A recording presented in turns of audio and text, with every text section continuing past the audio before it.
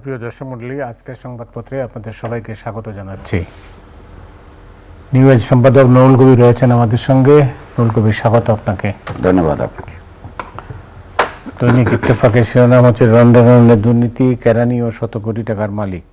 টানা তৃতীয়বার ভারতের প্রধানমন্ত্রী নরেন্দ্র মোদী। সমকাল রাত নামলেই সীমান্ত দিয়ে ঢুকছে চোরাই গরুর পাল, বঙ্গোপসাগরে ভারতীয় জেলের পোয়াবারো।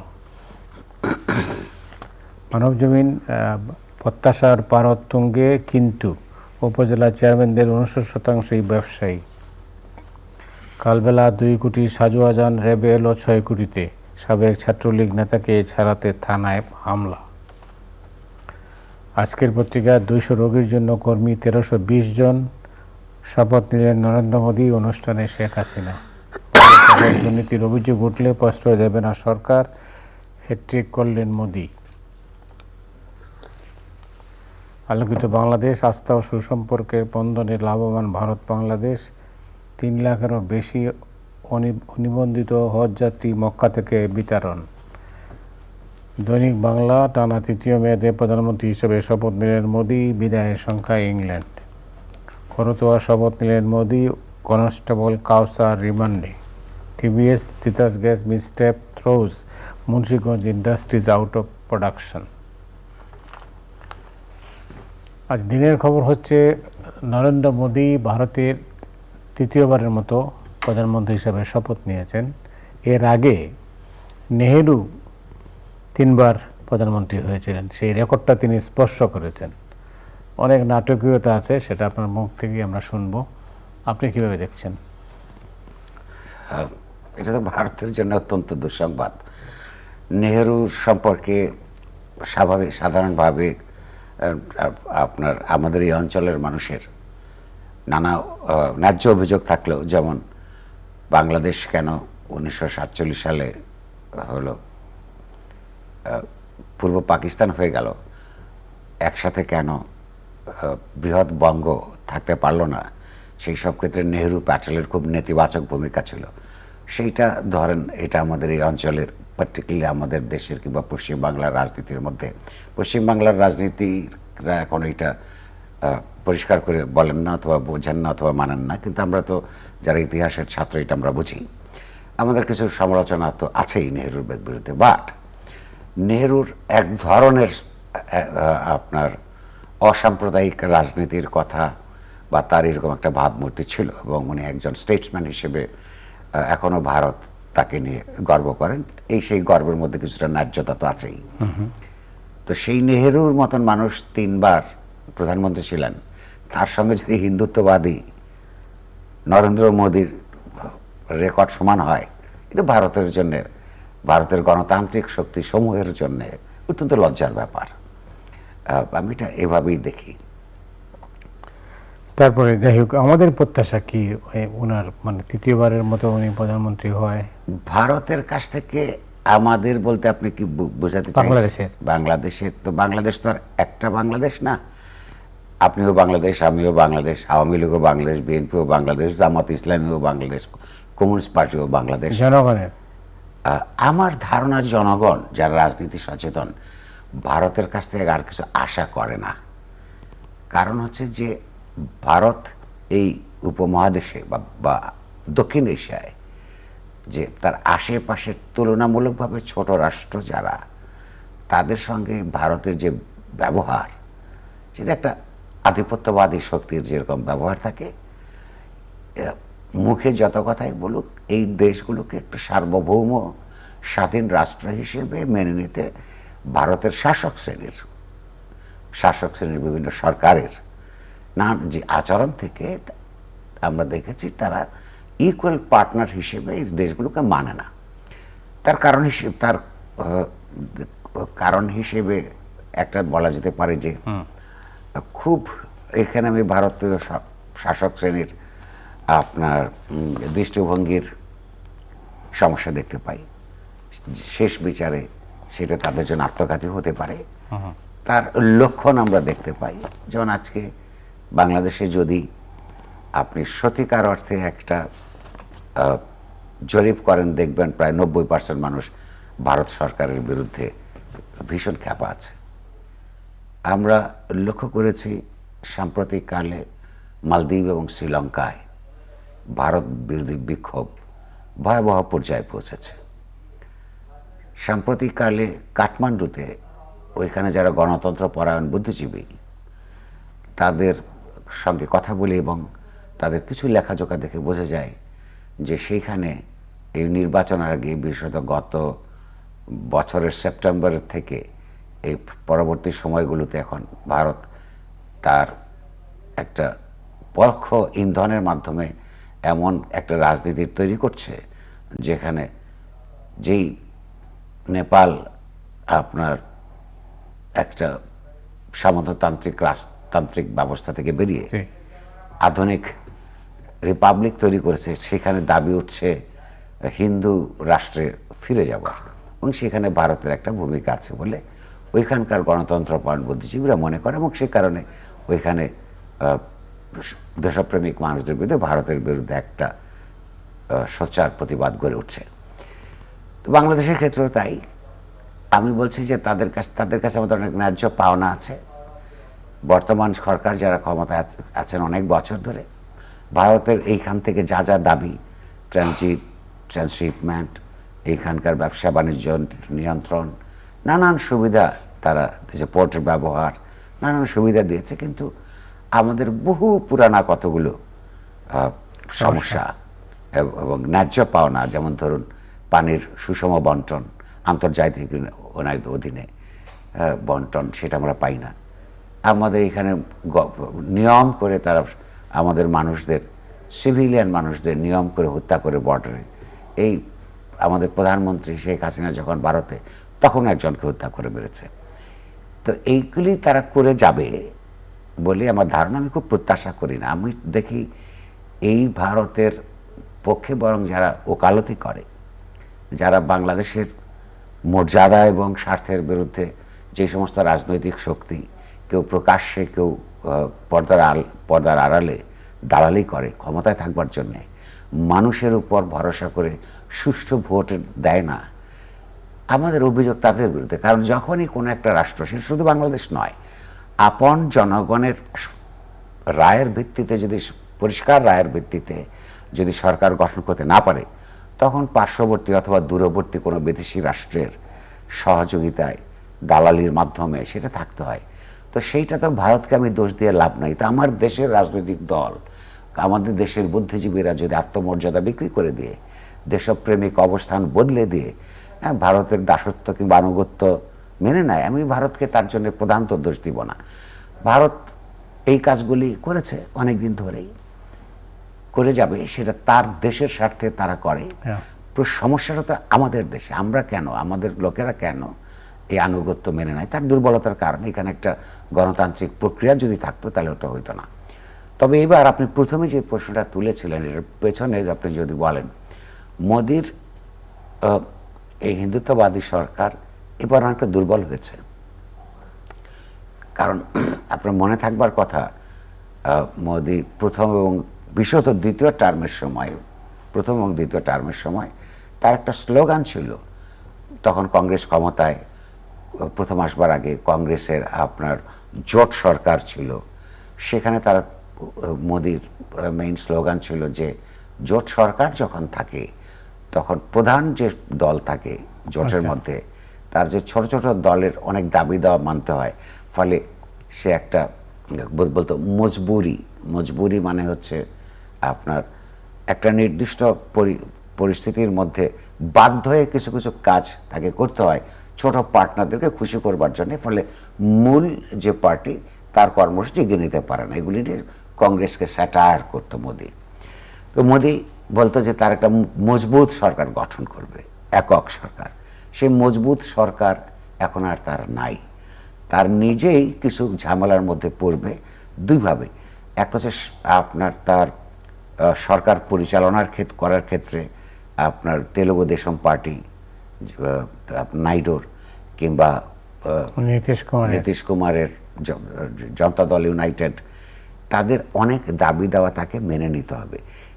শুধু যে সরকার গঠনের ক্ষেত্রে বড় বড় পোর্টফোলিও দিতে হবে তাই নয়, রাজনীতির প্রশ্নেও হিন্দুত্ববাদী রাজনীতি করা কিন্তু তার পক্ষে একটু কঠিন হবে। কেন? ধরুন এই নাইডু কিংবা বিশদ বিহারে আপনার নীতিশ কুমার, এরা কিন্তু হিন্দুত্ববাদী রাজনীতির সঙ্গে কখনোই ছিল না। জোট করেছে এর আগে বা আগে পরে, এদের সুবিধাবাদী চরিত্রও আছে, কখনো কংগ্রেসের সঙ্গে থেকেছে সেন্ট্রাল গভর্নমেন্টে, কখনো আবার এখন বিজেপির সঙ্গে আছে। কিন্তু তার তো আবার তাদের যে মেইন ঘাঁটিগুলো সে বিহারে, সেখানে তো হিন্দুত্ববাদী রাজনীতি করলে সে জিততে পারবে না। কিংবা ধরুন তার কিন্তু একটা কাস্ট ভিত্তিক শুমারি করার একটা এজেন্ডা আছে। কেমন? কাস্ট রেফারেন্ডাম বলে ওরা, কাস্ট রেফারেন্ডাম, সেন্সাস। কেন বলে? আপনি যখনই, এবং এটা বিজেপির ভীষণ বিরুদ্ধে, যখনই সর্বভারতীয় পর্যায়ে কিংবা কোনো রাজ্যে সেন্সাসের ক্ষেত্রে, মানুষ গণনার ক্ষেত্রে ভিত্তি হবে যে হিন্দু ধর্মের মধ্যে নানান ধরনের বর্গ আছে, তো সেই সমস্ত বর্গের মানুষ সংখ্যায় কত, তখন কিন্তু আর বিজেপির যে রাজনীতিটা আর হিন্দু ভার্সেস অন্য ধর্মাবলম্বী, সেইটার তলায় তো পিছনের দিকে চলে যায়। কারণ এটা তো গোত্র রিজন একটা সরকার। আপনার আরেকটু ছোট্ট করে বলে নেই, এই সমস্যা কিন্তু তাদের অনেক পুরানা। এই যে গান্ধীর সঙ্গে আম্বেদকরের ইতিহাসে আম্বেদকরের যে ঝামেলা ছিল, বিতর্ক ছিল, হ্যাঁ, সেইটা তো অনেক পুরানা। আম্বেদকর যখন দাবি তুলেছিলেন 30-এর দশক থেকে, যে তুমি যে বলছো হিন্দুদেরকে কংগ্রেস বা সবাইকে প্রতিনিধিত্ব করে, তো যেই নিম্নবর্গের হিন্দুকে তুমি মন্দিরে ঢুকতে দাও না, সে কেন হিন্দু হিসেবে গণ্য হবে? তাকে আলাদা করে গুনতে হবে, শিডিউল কাস্ট, এটা সেটা, এই সব রাজনীতি তার আছে। আপনার এইখানে কিন্তু মোদির এইবারের পার্টনাররা এইগুলি তারা অ্যাসার্ট করতে গেলে তার হিন্দুত্ববাদী রাজনীতি ভারতের আরও দুর্বল হতে বাধ্য। আর এমনি তো তারা নিজেরই অনেক দুর্বল অবস্থা। আপনি লক্ষ্য করুন, মোদি নিজে ভোটে জিতেছে বটে নিজে, কিন্তু তার 1.5 লক্ষ ভোটে সে জিতেছে, মানে কম ভোট পেয়েছে, 2.5 লাখ, 2.5 থেকে 3 লাখ ভোট সে কম পেয়েছে। ফলে বিজেপির রাজনীতি ওইখানে দুর্বল হচ্ছে। এটা ভারতের গণতন্ত্র পরায়ণ মানুষের জন্য ভালো। সেইটা আমার দেশের যতক্ষণ পর্যন্ত আর কোনো সরকার হবে যারা জনগণের শক্তিতে বলিয়ান, এরকম সরকার হলে এই ভারতের এই যে আমাদের সঙ্গে যে বৈমাত্র আচরণ করে, সেইটার থেকে তখন বার্গেন করবার ক্ষমতা থাকবে। তার আগ পর্যন্ত খুব বেশি পরিবর্তন হবে বলে মনে হয় না। অনেক ধন্যবাদ আপনাকে। আপনি জানেন যে উপজেলা চেয়ারম্যানদের টিআইবি বিশেষ করে যে একটা পরিসংখ্যান দিয়েছে, সেটা হচ্ছে যে 69% হচ্ছে ব্যবসায়ী। জি, এটা তো খুব বিস্মিত হওয়ার ব্যাপার নাই। এই কারণে যে বাংলাদেশের রাজনীতি বহুকাল ধরে, বিশেষত গত 15 বছর ধরে, একটি মাত্র ক্লাস, ক্ষুদ্র লুটেরা, আইন কানুন নিয়ম কানুন মানে না, ব্যাংক লোন ডিফল্টার, তাদের হাতে সম্পদ পুঞ্জীভূত হয়েছে এবং তারাই অর্থনৈতিক তার সামর্থ্য দিয়ে রাজনৈতিক দলের টিকিট কিনে তারা রাষ্ট্র ক্ষমতাকে নিয়ন্ত্রণ করে, রাষ্ট্রের পলিসিও তারা নিয়ন্ত্রণ করে।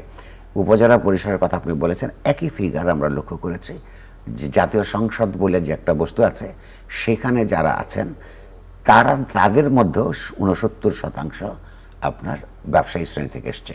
অর্থাৎ এই জাতীয় সংসদ, আপনার এখানে আমি আগেও বলেছি, এই জাতীয় সংসদ কিংবা স্থানীয় পর্যায়ে যে স্থানীয় পরিষদ সরকারগুলো, এই সরকারগুলো স্থানীয় কিংবা জাতীয় পর্যায়ে এই দেশের যে নানান শ্রেণী, সম্প্রদায়, পেশা, তাদেরকে আর প্রতিনিধিত্ব করে না। ফলে এই যেই রাজনীতির মধ্যে বাংলাদেশের যেই আবর্তের মধ্যে ঢুকেছে, সেই আবর্তটা হচ্ছে এখানে পার্লামেন্টে বলুন কিংবা স্থানীয় পর্যায়ে নানান প্রশাসনিক পর্যায়ে যত নির্বাচিত বডি আছে বা থাকবার কথা, সেগুলি শুধুমাত্র আপনার অবৈধভাবে অর্জিত অধিকাংশ ক্ষেত্রে বিত্তবান ক্লাসের একটা মেশিনারিতে পরিণত হয়েছে। বাংলাদেশের মানুষের জন্যে, বাংলাদেশের ইতিহাসের জন্য চ্যালেঞ্জ হচ্ছে এই পুরো রাষ্ট্রকে, রাষ্ট্রযন্ত্রকে, সমাজকে, সামাজিক নানান প্রতিষ্ঠানকে এই ক্ষুদ্র লুটেরা বিত্তবান শ্রেণীর একচেটিয়া আধিপত্য থেকে মুক্ত করে সত্যিকার অর্থে একটা গণতান্ত্রিক রিপাবলিক তৈরি করা, সত্যিকার অর্থে স্থানীয় প্রশাসনগুলিতে আপনার গরিব ধনী মধ্যবিত্ত নির্বিশেষে নানান পেশার মানুষদের সমন্বয়ে প্রতিনিধিত্বমূলক একটা রাষ্ট্র এবং সমাজ ব্যবস্থা গড়ে তোলা, এইটা বাংলাদেশের সবচেয়ে বড় চ্যালেঞ্জ। অনেক ধন্যবাদ। যে সমাজে পুলিশকে গুলি করে সেই সমাজকে আপনি কিভাবে বর্ণনা করবেন? এইটা খুব বেশি আশ্চর্য হওয়ার ঘটনা না, যদি আপনি পুরো সমাজের যে অবস্থায় পড়েছে, শেষ পর্যন্ত এগুলো সব রাজনৈতিক ব্যাপার। রাজনৈতিকভাবে যে নৈরাজ্যের মধ্যে আমরা আছি, পুলিশকে মরছে, ছাত্রলীগও তো ছাত্রলীগকে মেরে ফেলার কথা না, কিংবা একজন এমপি বিদেশে গিয়ে তার সে মরে গেল, এখান থেকে হাড্ডি ওইখান থেকে মাংস এগুলো উদ্ধার করা হচ্ছে। সে উদ্ধার করার প্রক্রিয়া শুরু হওয়ার আগেই কিংবা কোনো একটা যখন পর্যন্ত কোনো ইনভেস্টিগেশন শুরু হয় নাই, তখনই বাংলাদেশের হোম মিনিস্টারের কাছ থেকে আসা, যেটা বাংলাদেশিরা জড়িত, ভারতীয়রা জড়িত না, এই যে সব এই নৈরাজ্যজনক কথাবার্তা, যে অর্থনীতির মধ্যে ইনফ্লেশন বাড়ছেই, দ্রব্যমূল্যও বাড়ছে, কিন্তু তার কারোর কোনো নিয়ন্ত্রণ নাই। ফলে এইখানে নেতৃত্বের যে কাঠামো, সেটা পুলিশের মধ্যে বলুন, রাজনৈতিক সংগঠনের মধ্যে বলুন, সামাজিক সংগঠনের মধ্যে বলুন, কোনো রুল বেসড নেতৃত্বের কাঠামো ভেঙে তছনছ হয়ে গেছে। সেইখানে আরো অনেক কিছু ঘটতে পারে। পলিটিক্যাল পার্টির কর্মীকে মারছে, একই পার্টির তার কমরেডকে মারছে, ব্যবসায়ী আরেক ব্যবসায়ীকে হত্যা করছে। পুলিশকে হত্যা করবে না, এইটা তো মানে খুব আশ্চর্য হওয়ার কিছু নাই। এই দেশে একসময় মিলিটারিকে মারত। মানে এই যে এটা কোনো নতুন ঘটনা না। বা কিংবা যেই পুলিশের সমাজে নিরাপত্তা বিধান করবার কথা, যেই পুলিশের দুর্নীতি দমনের মধ্যে তাদের ইতিবাচক ভূমিকা থাকবার কথা, তারা নিজেরা অন্য 10 জনের নিরাপত্তাহীনতার কারণ হিসেবে আবির্ভূত হয়েছে। তাদের বড় বড় কর্মকর্তারা অপরিসীম অসীম দুর্নীতির মধ্যে নিজেদেরকে অবগাহন করছে। এরকম একটা পরিস্থিতিতে ডিসিপ্লিন আশা করাই বাতুলতা। পুরোপুরি একটা অনিশ্চয়তাপূর্ণ বাজে অবস্থার মধ্যে আমরা ঢুকেছি। আপনি যদি আমাকে জিজ্ঞাসা করেন, অত্যন্ত দুঃখজনক, বেদনাজনক। কিন্তু এই ঘটনাটা তো মূলত রাজনৈতিক।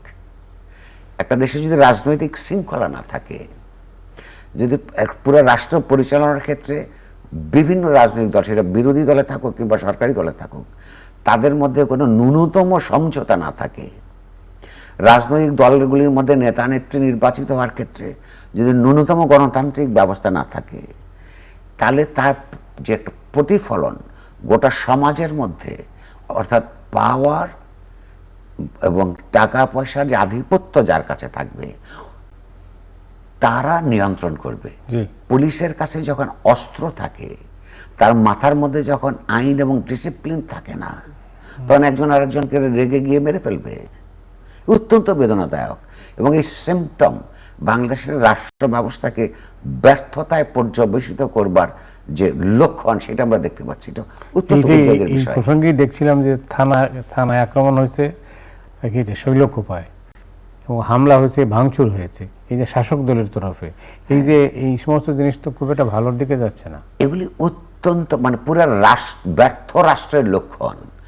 রুলিং পার্টির লোকেরা তাদেরই অপরাধে অভিযুক্ত একজন সহকর্মীকে ছাড়িয়ে আনবার জন্য থানা আক্রমণ করছে। এটা তো ধরুন, আপনি যখন তরুণ ছিলেন, আপনি এখনো তরুণ, চিরতরুণ, ধরুন যখন আওয়ামী লীগ যখন একতরফা বাকশাল ব্যবস্থা প্রবর্তন করেছিল, তখন আমরা দেখেছি, আমরা তখন কিশোর, পত্রপত্রিকায় পড়তাম যে সরবরাহ পার্টি কিংবা ধরুন জাসদের গণবাহিনী, তাদের বিরুদ্ধে নিপীড়ন হচ্ছিল, রাষ্ট্র নিপীড়ন, সেটা প্রতিরোধ করবার জন্য তারা থানা লুট করত। অর্থাৎ সেইটার মধ্যে ছিল একটা পরিপূর্ণভাবে তাদের ভাবাদর্শগত দুইটা পক্ষের মধ্যে রাষ্ট্র ক্ষমতার দখল কিংবা বেদখল হয়ে যাওয়ার সমস্যা। কিন্তু এখন তো আর কোনো রাজনৈতিক দল রেজিস্ট করতে পারার অবস্থার মধ্যে এখন নাই। যে কোনো স্বৈরতান্ত্রিক আচরণই সরকার করুক না কেন, সেখানে নিজেরা তারা থানা আক্রমণ করছে, আবার পুলিশকে হত্যা করে ফেলছে। আমি জানি না যে তাও একটা বিদেশি মিশনে হ্যাঁ সামনে সামনে তো এইটার প্রতিক্রিয়া কি, এগুলোর শেষ পর্যন্ত এই দেশকে কোথায় নিয়ে যাবে, এইটা নিয়ে খুব সিরিয়াসলি ভাবে এইরকম কোনো লোকজন এখন ক্ষমতাসীন শিবিরে আছে কিনা আমার তো মনে হয় না। থাকলে তো এগুলো হতে পারতো না। অনেক ধন্যবাদ। অন্য একটা শিরোনাম দেখছিলাম খবরের কাগজে, কোটা বাতিলের দাবিতে উত্তাল ক্যাম্পাস। আপনি জানেন তো যে কোটা বাতিল নিয়ে হ্যাঁ, নিশ্চয়ই জানবো না কেন। জি, প্রথম কথা হচ্ছে, আমি মনে করি বাংলাদেশ সৃষ্টি করেছেন যে মুক্তিযোদ্ধারা, তাদেরকে আমৃত্যু আজীবন এই দেশ যতক্ষণ দিন থাকে তাদেরকে, বিশেষত শহীদের সন্তানদেরকে প্রতি তাদের জীবন যাতে একটা সুষ্ঠুভাবে বিকশিত হতে পারে তার জন্য এই রাষ্ট্রের দায়িত্ব আছে। একই সঙ্গে বলবো, যেই শহীদরা প্রাণ দিয়েছিলেন এই দেশটাকে সুখী, সমৃদ্ধশালী, আত্মমর্যাদাবান দেশ হিসেবে প্রতিষ্ঠা করবার জন্য তাদের প্রতিও আমাদের রাষ্ট্রের দায় আছে। তো মুক্তিযুদ্ধের কোটা, তারা তো পিছিয়ে পড়া জনগোষ্ঠী না। বাংলাদেশ রাষ্ট্রের সংবিধানে আছে পিছিয়ে পড়া জনগোষ্ঠীর জন্য স্পেশাল ব্যবস্থা রাষ্ট্রকে গ্রহণ করতে হতে পারে। মুক্তিযোদ্ধাদের কাছে কৃতজ্ঞতা স্বরূপ তার সন্তানদের জন্যে রাষ্ট্র বহু ধরনের ব্যবস্থা করতে পারে। ক্যাশ টাকা দিতে পারে, তাদেরকে মাসের পর মাস সাবসিডি দিতে পারে, হ্যাঁ, বছরের পর বছর দিতে পারে, এবং দেওয়া উচিত, কারণ তারা এই দেশটাকে তৈরি করেছে। কিন্তু সেই দেশটাকে সুন্দর করে বিকশিত করবার জন্যে রাষ্ট্র পরিচালনার ক্ষেত্রে যে আপনার উন্নত মেরিটোরিয়াস ছেলে মেয়েদের লাগবে, তাদেরকে বঞ্চিত করে কম মেরিটওয়ালা কাউকে, কেবলমাত্র আমার দাদা মুক্তিযুদ্ধ করেছিলেন, সেইভাবে যদি আমি প্রশাসনকে সাজাই, অর্থনীতিকে সাজাই, তাহলে তার যে পিতা এবং পিতামহরা যেই দেশের জন্যে যুদ্ধ করেছিলেন, সেই দেশটা তো সেই জায়গায় পৌঁছতে পারবে না। আপনার সাজেশন কি? আমি বলছি, প্রশ্ন হচ্ছে তাদের কোটা কমিয়ে আনা উচিত। এই ছাত্র আন্দোলন যখন শুরু ছিল 10%-এর মধ্যে রাখার কথা ছিল, সেইটা আমাদের প্রধানমন্ত্রী সেদিন রাগ করে পুরাটাই বাতিল করে দিয়েছিলেন। আমার ধারণা পরে উনি মনে করেছেন যে এটা ভুল হয়েছে। সেই ভুল সংশোধন করার জন্যে বাংলাদেশে গত 15 বছর বহুবার রাজনৈতিক এজেন্ডা বাস্তবায়নের জন্য আদালতকে ব্যবহার করা হয়েছে। সেই ভুল সংশোধন করার জন্য যে আদালতকে ব্যবহার করেছে, করে এইটা যে আবার পুরা 30% যে রেস্টোর করেছে, এইটা অন্যায় করেছে, এবং এটার জন্য সংগ্রাম আবার হবে। আমার পরামর্শ হচ্ছে 10% পর্যন্ত কোটা থাকা উচিত, সন্তান পর্যন্ত। আর তারপরেও যদি মুক্তিযোদ্ধাদের আপনার তৃতীয় প্রজন্মের মধ্যে, এটা প্রকৃত মুক্তিযুদ্ধ থাকতে হবে অবশ্যই তৃতীয় প্রজন্মের মধ্যে তাদের বিকাশের সময় সচ্ছলে অন্যভাবে সরকারি ফান্ড থেকে নিয়মতান্ত্রিকভাবে টাকা পয়সা দিলে আমার কোনো আপত্তি নাই। কিন্তু বাংলাদেশে রাষ্ট্র ব্যবস্থা পরিচালনার জন্য মেরিটোরিয়াস কম্পিটিশনের ভিত্তিতে, ছাত্রছাত্রীদের পরীক্ষার ভিত্তিতে তাদেরকে নিযুক্ত করা উচিত। কারণ এই বাংলাদেশ তো একটা বিচ্ছিন্ন আইল্যান্ড না। ভারতের, শ্রীলঙ্কার, নেপালের, চায়নার, রাশিয়ার, মার্কিন যুক্তরাষ্ট্রের বিউরোক্রেটদের সঙ্গে কম্পিট করার মতো প্রস্তুতি যাদের আছে, মেধা আছে, তাদেরকে দিয়ে তো আমাদের এই যে সারা পৃথিবী যে রাষ্ট্র ব্যবস্থা, সেখানে কম্পিট করতে হবে। আপনি মুক্তিযুদ্ধের চেতনার নামে একদিক থেকে তো এখনো মুক্তিযোদ্ধার সংখ্যা কত ঠিক করতে পারেন নাই। তারপরে আমরা সেক্রেটারি পর্যন্ত দেখেছি যে তার বয়স 7-8 বছর, মন্ত্রী পর্যন্ত দেখেছি 10 বছর, তারা মুক্তিযুদ্ধের সার্টিফিকেট নিয়েছে। এখন তার নাতিকে যদি রাষ্ট্রের থেকে পয়সা দিতে হয়, আমি দিতে ভাই রাজি আছি, যতক্ষণ পর্যন্ত এটা অমীমাংসিত থাকবে। কিন্তু তার নাতিকে চাকরি দিতে হবে যোগ্যতা না থাকলেও, তাহলে এই বাংলাদেশ কোথায় গিয়ে পৌঁছবে? ফলে আমি ছাত্ররা যে আন্দোলন করছেন, আমি তাদের ছাত্রদের আন্দোলনের প্রতি আপনার পুরোপুরি সমর্থন জানাই, সহানুভূতি প্রকাশ করি। আর মুক্তিযুদ্ধের চেতনার কথা বলে যারা রাজনীতি করেন তাদেরকে একটু সোল সার্চিং করতে বলি যে রাজনৈতিকভাবে ব্যর্থতা কোর্টকে আর কত ব্যবহার করবেন। অনেক ধন্যবাদ নুরুল কবির আপনাকে। দর্শক মণ্ডলী, আজ এ পর্যন্তই। আপনার সবাই ভালো থাকুন। শুভরাত্রি।